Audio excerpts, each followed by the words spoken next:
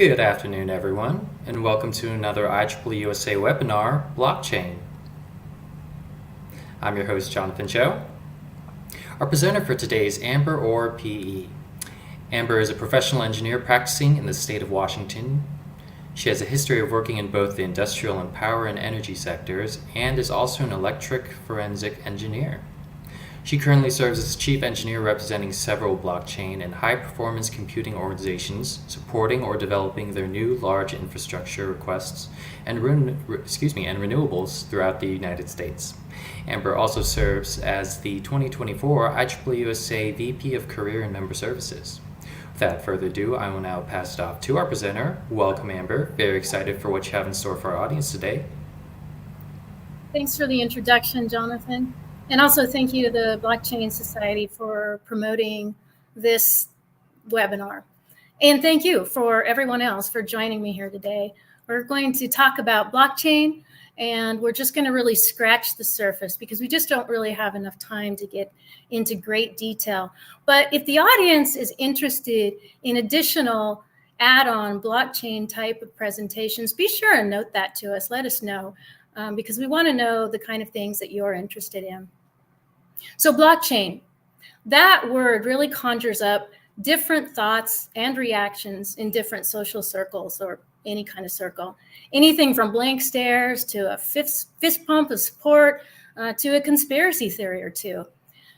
Something new on the scene will always have loyal supporters in addition to doubters and detractors. So we'll talk a little bit about why that is. But what is it? How did we get here? Where have we been? Where are we going? This discussion is going to mainly focus on how we got here and how that history has largely shaped public perception. It's hard to talk about this particular subject without bringing in the fintech or finance tech side of things, but we're going to try to focus on the engineering tech or eng tech. Let's go ahead and mention a couple of things that seems to hang over this particular industry and acknowledge that there is surrounding negative sentiments that are often associated with this technology. And let's try to figure out whether that negativity is really warranted. Blockchain in its essence is a new evolution of computing. So why don't we start there? I think the main thing to note right here is that it's important to weed through the noise when evaluating speculative comments, even from respected experts. Even experts don't always have it right the first time, or could be sharing thoughts that support their own interests.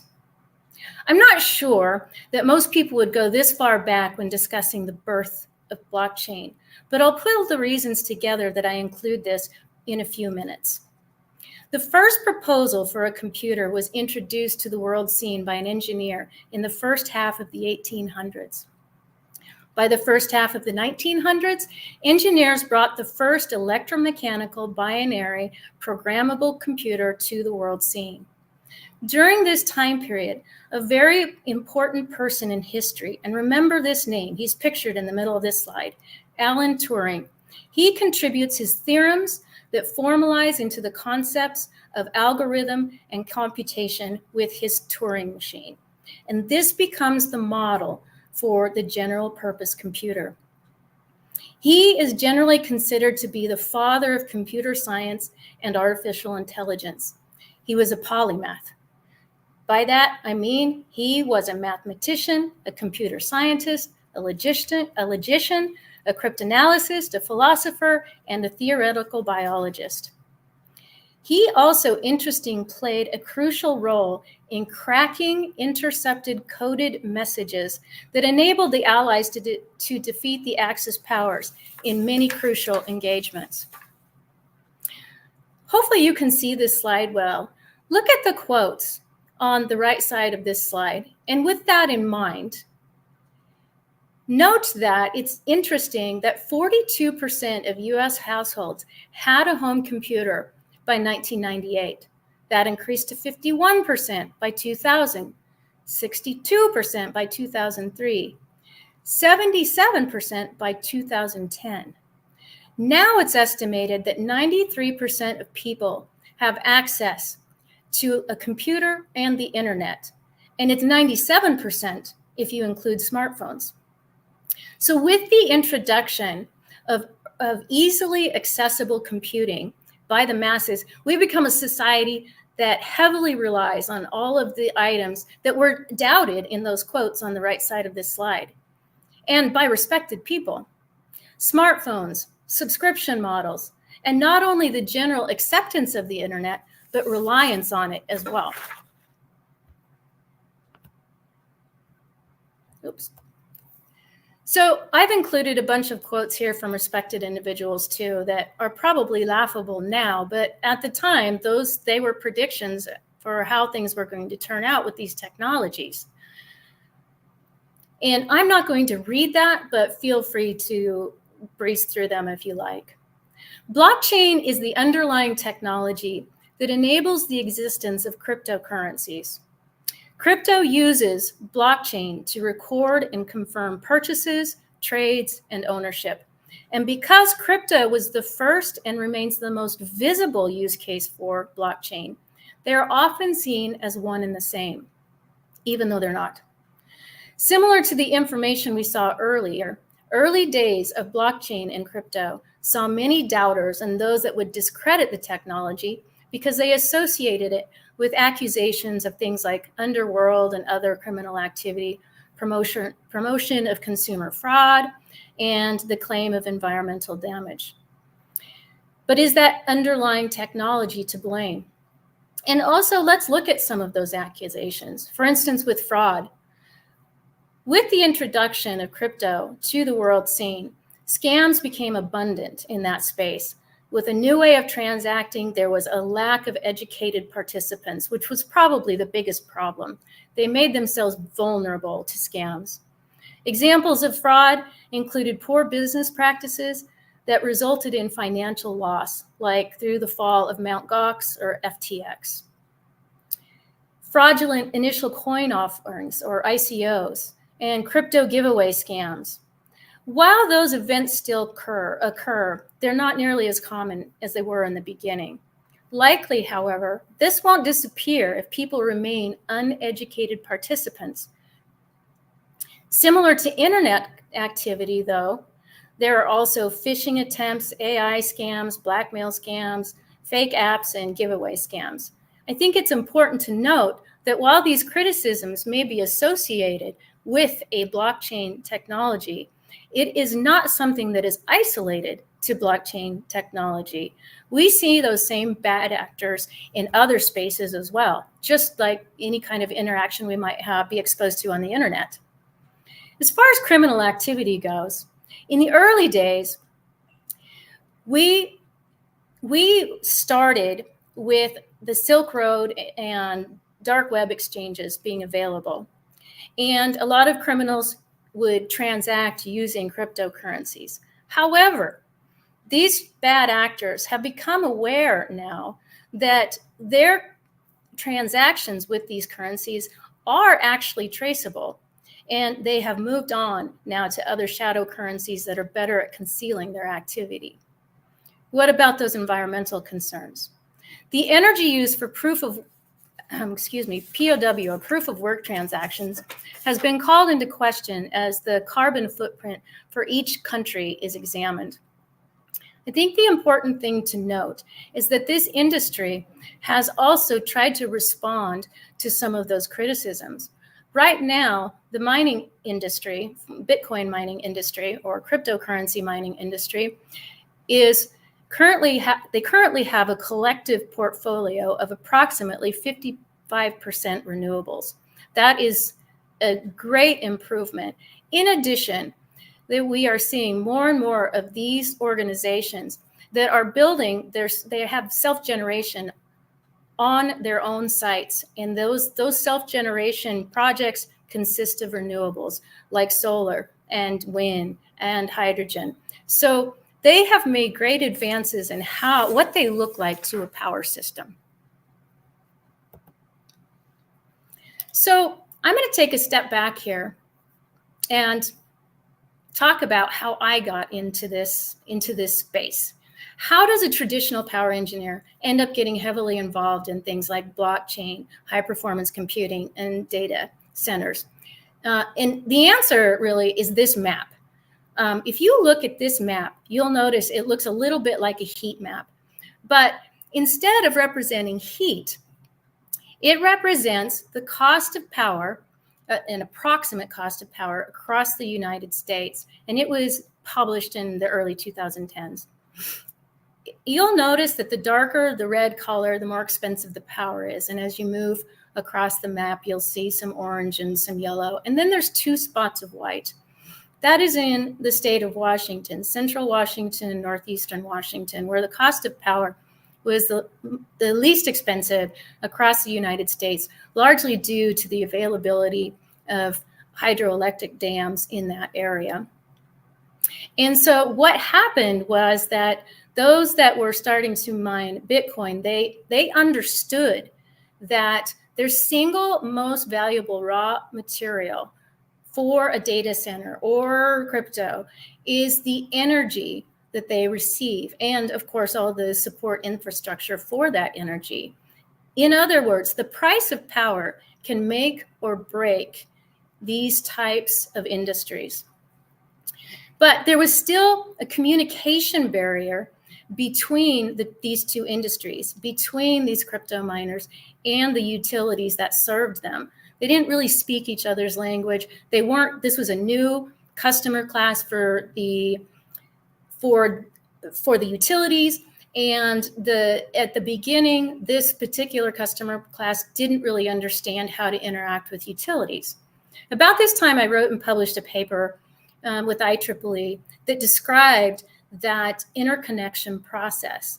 And it got a bit of attention. And because I lived where I did, working with the utilities, I was starting to interact with this customer class on a regular basis. I was interested in the underlying technology that supported what they were doing and started to do my research. In these early days, it was still considered the Wild West of crypto. There was zero regulation. There was lots of scams that were abundant. And the price of Bitcoin was extremely volatile. Many opinions started to develop about this fintech associated with their business practices at the time. And that memory has kind of stuck with them. I'm going to give you some examples of what I mean. We encountered in these areas some very interesting interactions. We would have individuals or groups come to a dam unannounced and inquire as to how they can purchase the dam. They just want to purchase the dam for their crypto activities. I don't know if you know much about how these work on federally regulated waterways, but this is a very wild request of a utility to just purchase your dam. And there's a lot of complications that would arise if they would want to even make a transaction like that. These are heavily regulated facilities, not to mention the fact that a lot of the power that is produced at these sites is already committed for years to come. So the other thing that we were seeing at the time was wild requests that sounded like you'd get a call one day and you'd hear from somebody, I want a gigawatt of power. I want 2 gigawatts of power. How can I get it? When can I get it? I need it right away. Without really understanding the study process that happens and the need for improvement in the infrastructure to be able to deliver even a fraction of that amount of power. It takes time. Also, we often didn't get all the information we needed to make that work. For instance, in the very early days, before each group really understood each other, the utilities and the crypto, oftentimes somebody would purchase an old laundromat or maybe a part of an apartment building and start mining in those facilities without telling the utility what their increased energy needs would be. And because of this, there was a lot of supporting infrastructure that couldn't handle those kinds of loads, and we experienced things like fires. Additionally, We would have large operations that may want to set up a big facility for mining, and the utility may build out infrastructure to them, assuming that they can retrieve some of that investment in the rates. And some of these businesses would either fail or decide not to mine at the time because of whatever was happening with the price of Bitcoin. And so the utilities ended up like holding the bag there. They had incurred this debt associated with large infrastructure build out to this type of customer. Now, I want to mention that's largely been resolved. Now both sides seem to understand each other better. Utilities understand this customer class much better, and they know how to deal with it, like making them pay for the infrastructure costs up front. And maybe they work underneath a contract that versus a general rate structure so that there isn't any impact to the utility or the general services that they provide. So why don't we go ahead and move over to discussing a simple explanation of how how blockchain works. Blockchain can store any kind of data on the platform, and it's referred to as a ledger system, where every data exchange has a spot on the log. The data exchanges are called transactions. Once the transaction is verified, it gets a place in the ledger as a block. Once on the ledger, no one can delete or alter that information in any way. Blockchain, which is, by the way, immutability, blockchain uses peer-to-peer distributed networks to ensure the distributed nature of the network. Every connected device is considered a node. Interestingly, this terminology in itself, like transaction and ledger, often gives the impression that it is only a financial tool, but that is just not the case. Let's follow a transaction through a blockchain. This is a very simple illustration of how that happens, but it'll give you the idea of how that happens if you're not familiar. If you have entity A that wants to transact with entity B, in this case we call it money, but it doesn't have to be money. A would have to generate a block with the information that they want to transact in. And then that is broadcast out to the network. And the network has all of these nodes that will produce a validation whether that data is true or not. If it is true, then that block is validated and added to the blockchain where it becomes indelible information and the transaction completes to point B. This consensus mechanism is incredibly powerful and important for how blockchain works.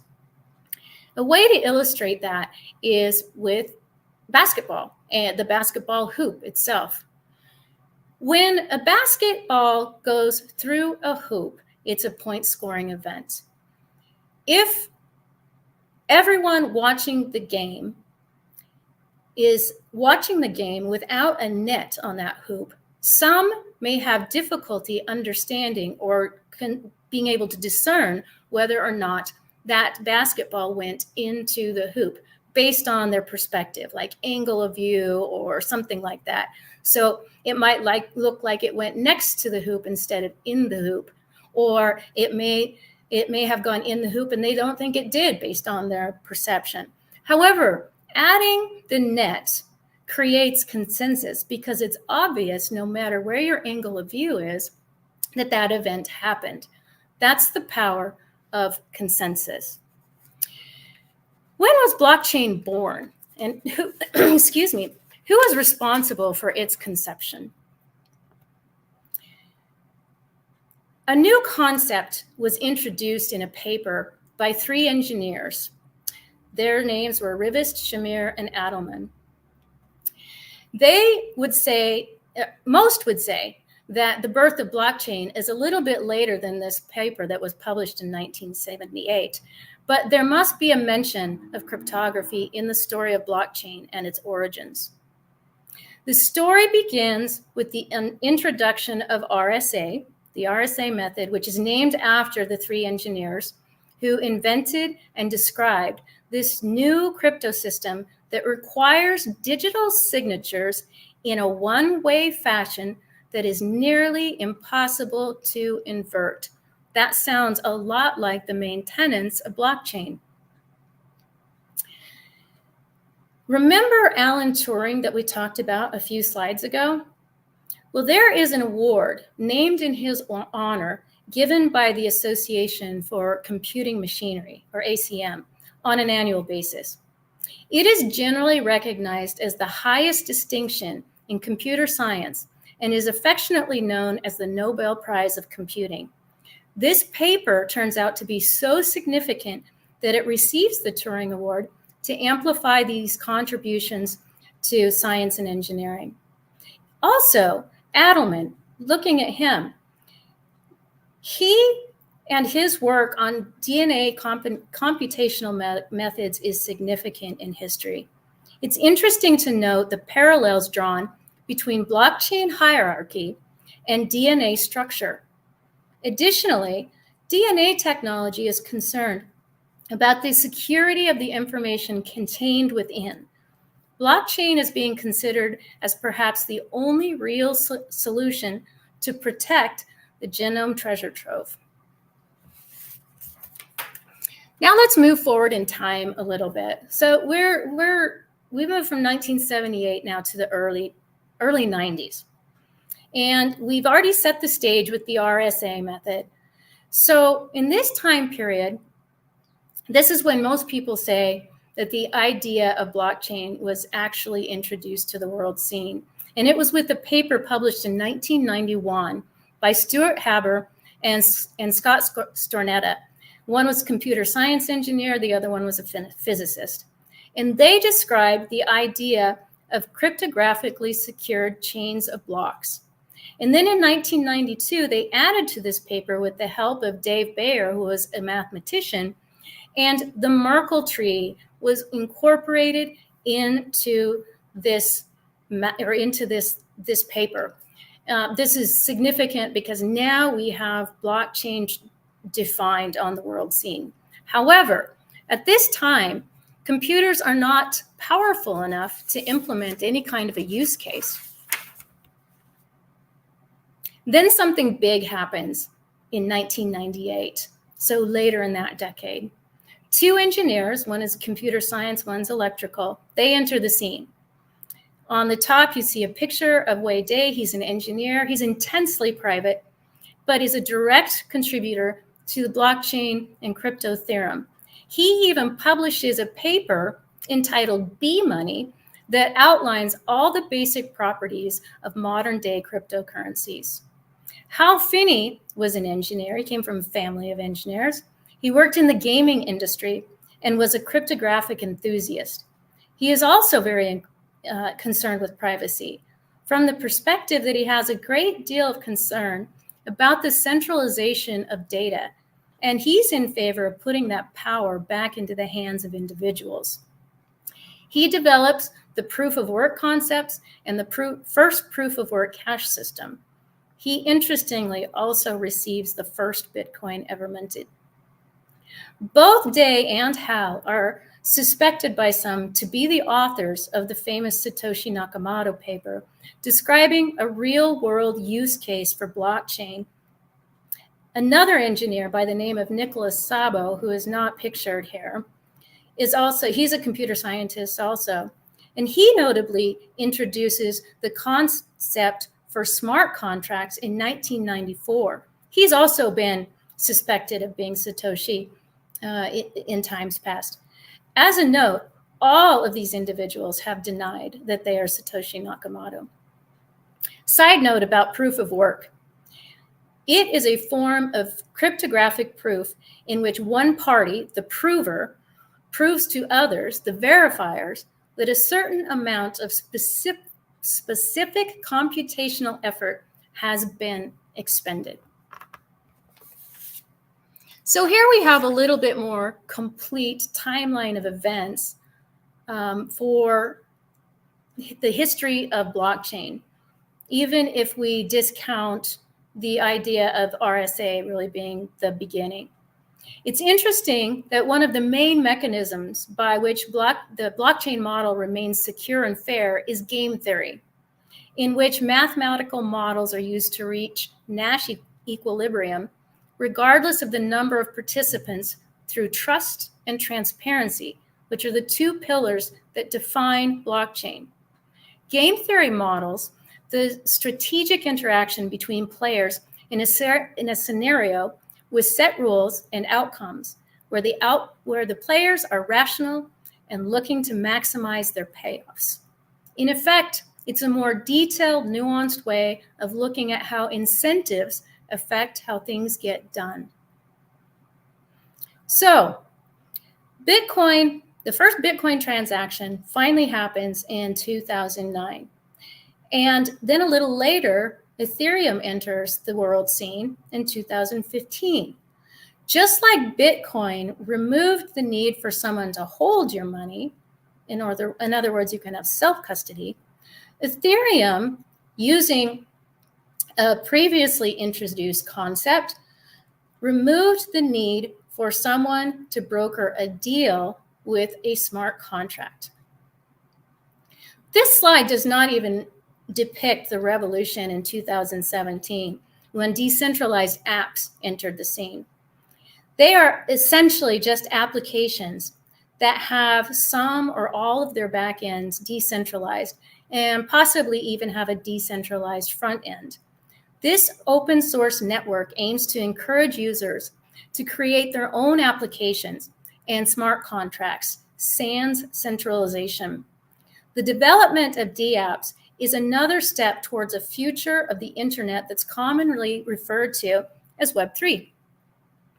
Since the creation of the internet, the amount of information and human interaction has just exploded. We're able to produce and consume information at near infinite levels. Unfortunately, the ability to control the information has become heavily centralized over time. This includes information about your social life, your health, finances, and so much more. Those who control this information are the ultimate owners of it and can use it as they see fit. In some places, there's concern about accessibility to this information based on various arbitrary governing decisions and flexible morals. Web3 is a lot of things, but at its core, it is a technology based on decentralization. By decentralizing information and services, large corporations and governments won't be able to control users of the internet through monopolistic or authoritarian tactics. So, thinking back over what we have discussed so far, what was a common theme all through this history of blockchain development? What was significant that you noted? For me, it was the engineer, the mathematician, the scientist, the physicist, the technologist. This is the domain of engineers, or more accurately, STEM. While for reasons that aren't completely clear to me, the first use case for blockchain that was selected was in fintech with Bitcoin. However, there may have been some wisdom to that. If we had selected the first application of blockchain, for instance, to be used in supply chain, not nearly as many people would be impacted by it. Finance is something that affects everyone in every social circle, every classification of individual. So it's something that we all have in common. So it ends up being perhaps a good medium to actually introduce the idea of blockchain if we try to look past all the negativity that has been introduced over time, much of which is unwarranted. Let's talk about some of those far-reaching applications that go beyond the fintech space. How about supply chain? Traditional supply chains can be opaque, making it difficult to track the origin and journey of goods. Blockchain creates a shared ledger where all participants can see information about a product from its source materials to its final destination. Specifically, what are some activities that can be improved by blockchain? How about identifying counterfeit goods like auto parts, medicines, medical devices, fake fashion apparel and luxury items, electronic equipment? The list goes on. How about ensuring ethical sourcing practices?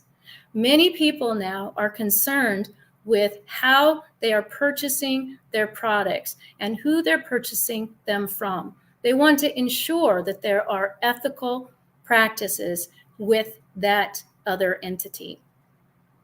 How about improving food safety measures and adulteration in the food supply chain or in voting? The immutability in data collection is super important there. It cannot be deleted or altered. It ensures the accuracy and traceability of information. Associated with that, perhaps digital identity. Blockchain can be used to create secure and verifiable digital identities, giving individuals more control over their personal data. This slide isn't intended to promote any particular business over another.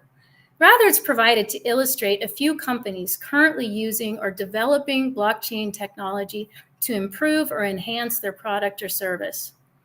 Note here that finance is only one of the many categories that are listed. Let's look at a more abstract use for blockchain. If we look at this virtuous circle that's illustrated in this slide, it essentially acts as a three-legged stool. Any leg that fails collapses this particular efficiency, this circle. While engineering has value in this circle, the engineer contribution is somewhat invisible in this process or unmeasured. We don't know the value when something goes wrong because the engineer is removing the risk. What if we had a way to start measuring or creating value for the engineering system? For instance, for a fire protection engineer in this case, if the fire never happens due to his or her work, what is his or her value? If the fire does happen, it's easy to measure that damage. When it never happens, it's very hard to quantify. How are we measuring innovation? These are important quantities, and we are not measuring them. We also know that 80% of economic growth can be tied to technological change or innovation. Unfortunately, that innovation is only measured in land, labor, and capital. The innovation itself is not measured. So let's introduce something to this virtuous circle. Let's take a look at it now with a new component that's enabled by blockchain. Things that are often seen as inconveniences or even showstoppers for other processes, that immutability piece, is a concept that is a superpower for technologists. We rely on material fact, and material fact is often dependent upon unwavering principles of science and mathematics. Once a claim is made and validated as pictured above, it becomes material fact on the blockchain. Things like chain of custody, peer review, test results, provisional records, specifications.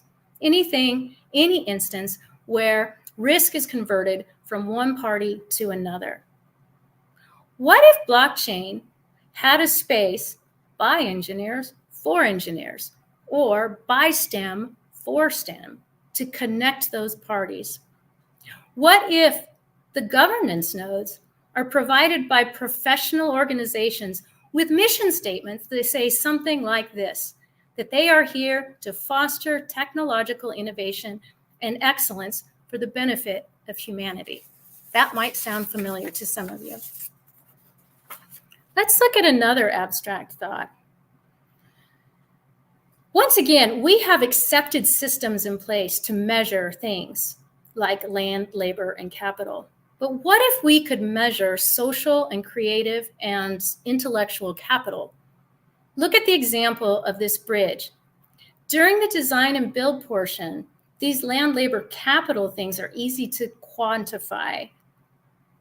Afterwards, we can value the infrastructure based on useful life, maintenance, and the value of the structure itself.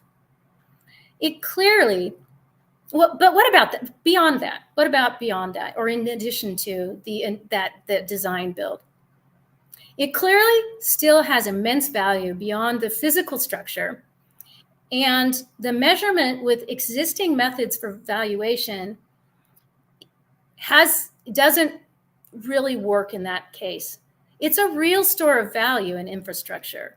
So consider this for a moment. Amazon is valued at over 1.86 trillion. Facebook, about 1.2 trillion. TikTok, I think, is still valued at around 50 billion. And even with the troubles experienced by change of leadership with Twitter, now X, it is still valued at over 13 billion. Uber is about 158 billion. None of these sell a specific product. They are valued by the number of users that they connect.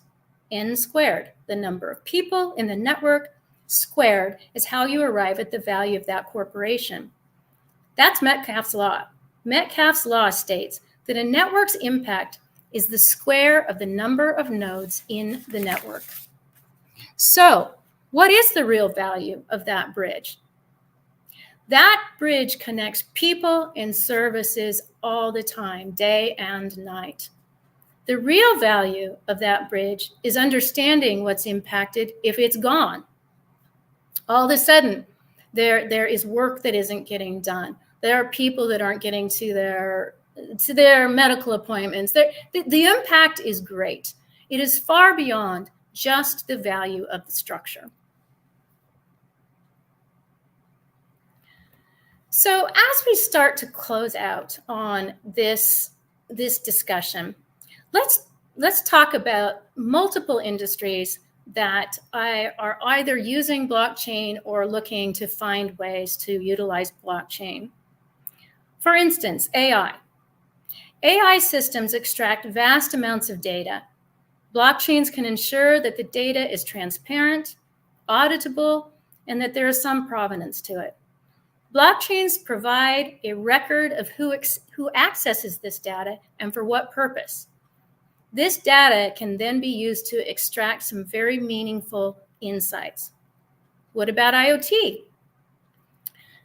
An IoT-enabled blockchain can store, for instance, the temperatures, the positions, the arrival times and status of, for instance, shipping containers as they move. Immutable blockchain transactions help ensure that all parties can trust the data and act decisively to move products quickly and efficiently. What about robotics?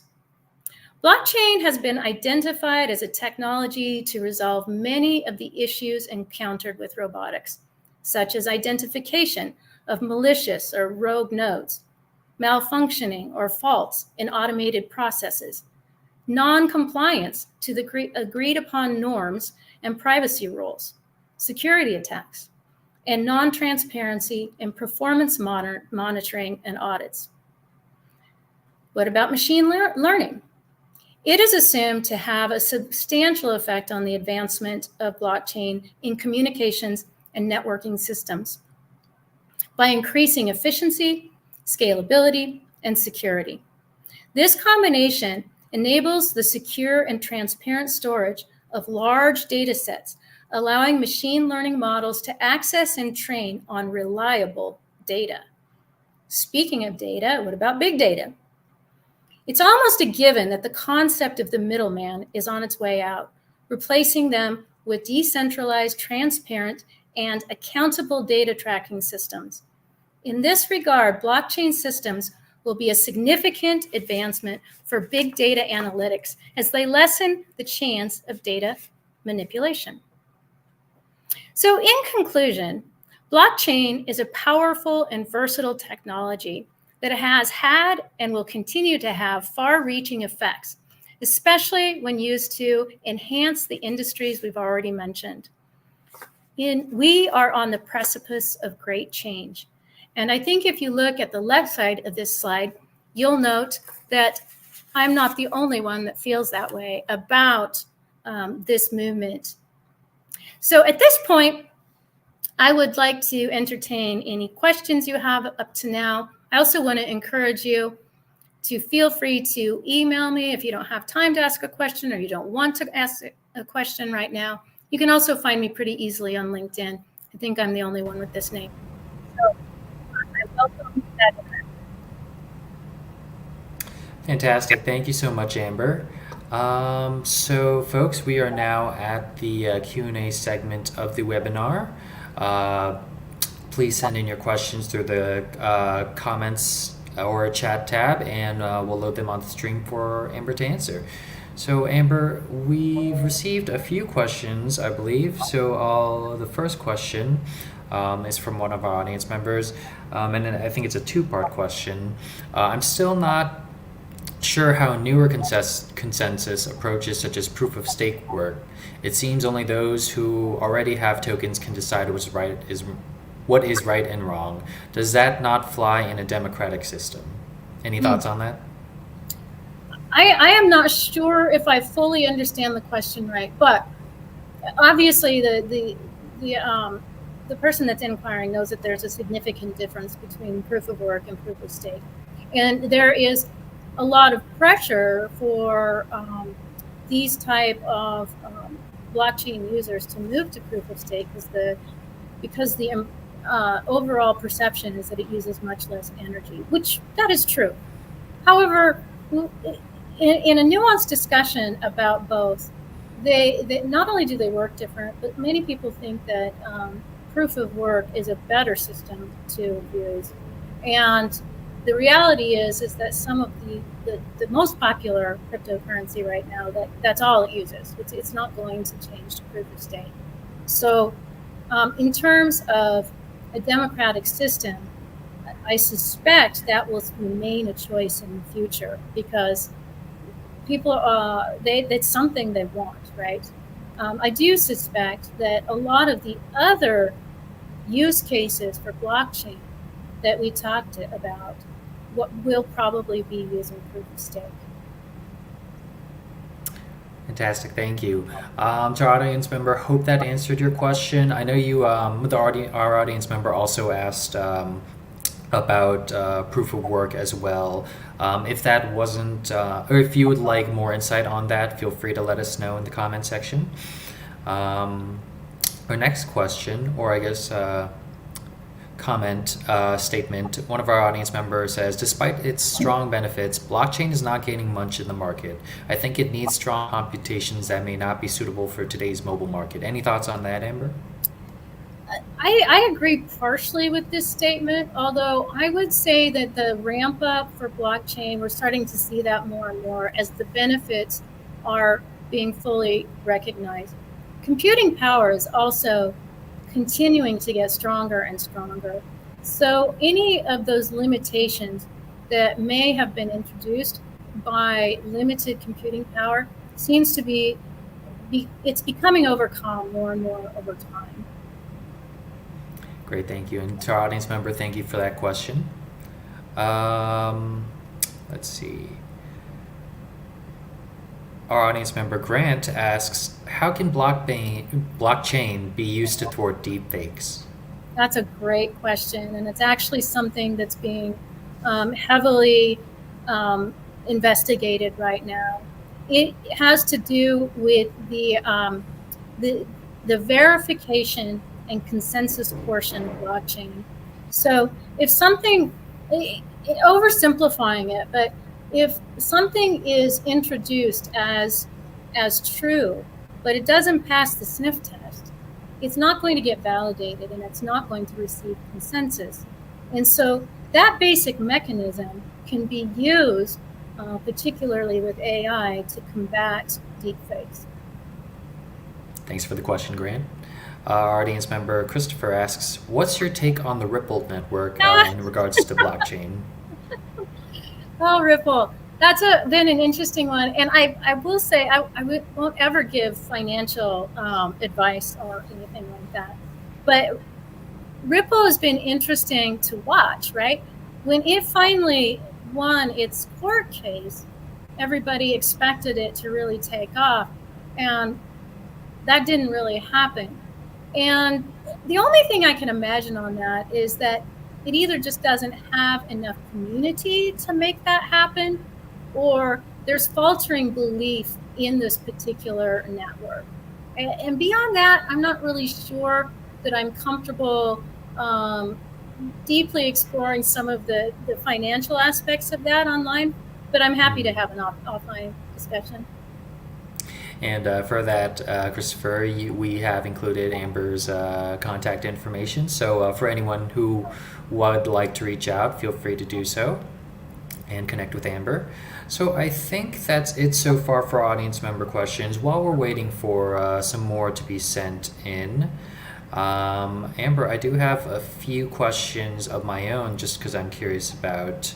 I'm not a huge expert or any sort of expert on blockchain at all, and it's a lot of information to take in as a beginner. But one of my questions: what are some of the key challenges or limitations associated with blockchain technology currently? And I know you've probably gone over some of these during your presentation, but for audience members who are tuning in who might have missed that or need a refresher.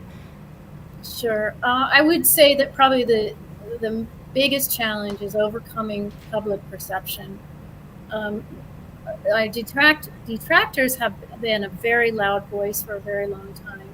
Some of that is starting to dissipate. We see more acceptance now than ever before, but it remains the dark shadow that we live underneath and have to continually address.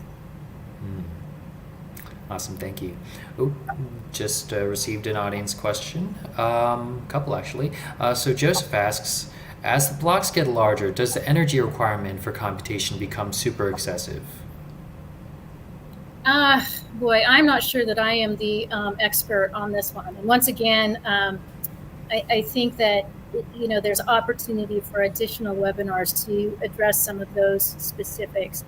But I believe just by using some general logic, the answer is yes, because if it's proof of work, because that proof of work is essentially validating that you've done a certain amount of computational work to get there.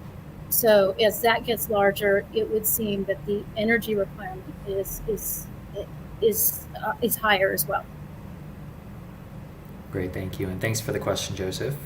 Our audience member Walter asks, if greater than 50% of the community decide to be quote-unquote bad actors, is it possible to falsify the blockchain? Oh, that's a good question. The consensus mechanisms are generally set in such a way that it would take more than 50% to overcome that system that would eliminate these bad actors. But if you're asking if there's that remote possibility that's there, yeah, that could be one of the weak spots in blockchain. Although most communities are quite large and have the overall desire to see those networks be successful. Thanks for that question, Walter. We got a comment from one of our audience members who just chimed in. No, energy usage is mostly not proportional to block size and proof of work. Block size is not a significant driver there. Appreciate the comment statement. It's great to have people who do have some insight into this that might be able to chime in. So thanks so much for the insight. Maybe Ben can do the next webinar. We'd love to have you on here for another blockchain related one. So thanks for that. One of our audience members asks, is there a certificate for this seminar? So for our audience members tuning in who would like to receive professional development hours, we will be sending out a email post webinar, and if you fill that out, we will be able to reward you the PDHs. So thanks to everyone for tuning in. Audience member Eugene, what IEEE standards efforts are involved with blockchain development and use? That might be hard for us to answer just because we are not in the leadership regarding that specifically, but you might. Amber, Yeah, any thoughts? I think that would be a great question for our blockchain society. But what I will say related to this, that to my knowledge, in terms of professional societies for technologists, IEEE is the only professional society that has actually embraced the idea of blockchain and is helping or doing their best to help identify the future forward path for blockchain. Thanks for that, Amber. And thanks for the question, Eugene. John asks, what can you say about the impact on the balance of power by individuals, corporations, and governments? Will government allow it? That remains to be seen. Certainly, we've seen some governments that don't allow at least some of the use cases of it. For instance, China doesn't allow the use case, which is Bitcoin. So I think that looking at individual corporations, governments, as far as blocking some of the use cases, I think that is highly likely, depending on the type of government we have set up, etc. But at some point, blockchain will be so embedded in enough processes that for a government, for instance, to say they're not going to allow it would really limit what they have available to themselves versus the rest of the world. Thanks for the question, John. Eugene asks, will quantum computing require improvements to blockchain technology? That's a great question. Some of that remains to be seen. Obviously, we're a little ways off from being able to test that, but the answer to that is likely yes. Right now, blockchain provides a secure system that's nearly impossible to crack. Quantum computing could potentially change that. Thanks, Amber. And thank you, Eugene, for the question. Ron, our audience member Ron, asks, where can I get the copies of the papers mentioned in the presentation?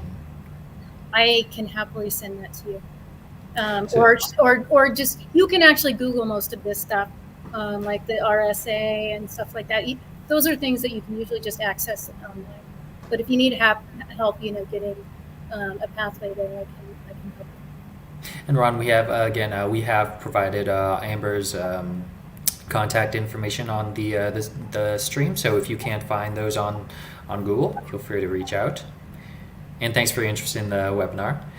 So we have a few minutes left. Amber, just gonna quickly finish up with some last questions. Or I guess this last question. What are some resources you would recommend for someone interested in learning more about blockchain, maybe along with those papers mentioned? Yeah, so the papers are a great start for sure. But they are somewhat academic in nature. If you're looking for just a general introduction to blockchain, there are several universities and colleges that actually offer some help there. Some is paid, some of it's free online, and they're pretty good sources for actually learning the mechanics of blockchain. There's a lot of stuff online too that provides some relatively clear and concise information on blockchain, but you do have to kind of weed through that noise that I mentioned earlier in the presentation. The supporters are out there for sure, but the detractors are also out there, and some of that information is a little suspect. Gotcha. Thanks so much. Well, all right, everyone. Well, we are approaching the end of the hour. Unfortunately, we are out of time. Amber, thank you so much for joining us today and giving your expert insights on the impact of the impact that blockchain technology has made, and also the potential it has in today's increasingly digital landscape. We really loved having you, and I hope our audience did as well. Yes, thank you for having me. And thank you to our audience for tuning in and for your great questions. If you liked the content presented in today's webinar, be sure to check out our other webinars, as well as let us know in the post-webinar survey that comes out. Please like and subscribe to our channels on social media, and check back daily for future live stream updates. Have a great day, everyone.